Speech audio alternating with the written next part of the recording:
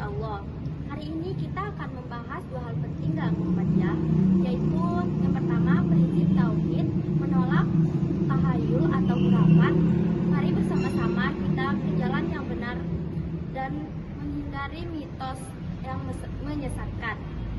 Benar sekali, karena jika tauhid kita kokoh dan kita menjauhi larangan yang tak berdasar, maka keimanan kita akan semakin teguh. Apa itu tauhid menurut Muhammadiyah? Menurut kajian, tauhid menurut Muhammadiyah bukan hanya sekedar teologi saja, tetapi juga termasuk dalam etis yang membimbing hidup menuju kesejahteraan, kedamaian, dan kebahagiaan dunia akhirat.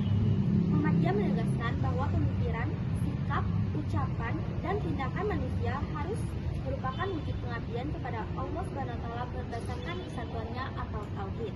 Betul, misalnya dalam prinsip gerak persyarikatan Muhammadiyah terdapat prinsip tauhid. Setiap pemikiran dan tindakan manusia merupakan wujud dan keyakinan tauhid kepada Allah. Dengan kata lain, aktivitas sosial, pendidikan, dakwah, semuanya terhubung dengan penegasan Allah. La ilaha illallah. Dan penting juga, tauhid bukan hanya di ranah ritual saja, tetapi juga bagaimana kita menjalankan dalam kehidupan sehari-hari, yaitu dalam pendidikan, pekerjaan, sosial. Sesuai dengan pandangan bahwa tauhid memiliki dimensi insaniah atau manusiawi juga. Kesimpulannya, dalam pemikiran Muhammadiyah, memperkuat tauhid berarti memperkuat fondasi akidah, serta menjalankan agama secara benar dan produktif. Selanjutnya, apa yang dimaksud dengan tahayul, khurafat dalam pandangan Muhammadiyah? Misalnya artikel tahayul, khurafat dalam pandangan Muhammadiyah menyatakan bahwa mitos-mitos yang hanya berlandaskan cerita atau kepercayaan tanpa dasar ilmu atau nas termasuk dalam kategori tahayul atau khurafat. Narratif ini dikhawatirkan mengarah ke syirik dan bertentangan dengan prinsip tauhid. Iya, dalam salah satu sumber disebut bahwa Muhammadiyah menolak TBC, yang artinya tahayul, bid'ah, dan khurafat.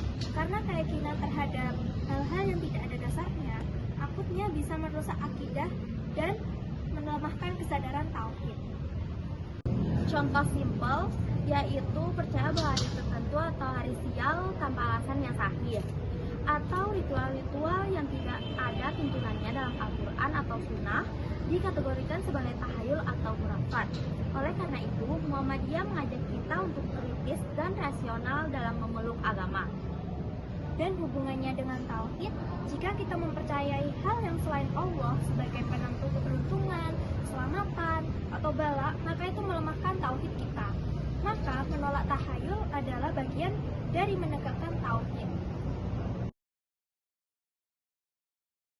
Bagaimana cara kita menerapkan kebiasaan ini secara praktis?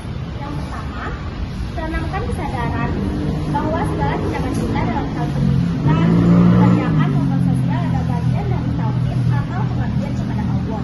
Yang kedua, ketika menemukan kepercayaan atau praktik yang tidak jelas dasar agamanya, teliti, diskusikan dan jauhi. Jangan hanya ikut karena tradisi. Betul, di lingkungan kita bisa dimulai dengan yang pertama, melakukan kajian bersama dan memahami dasar syariat.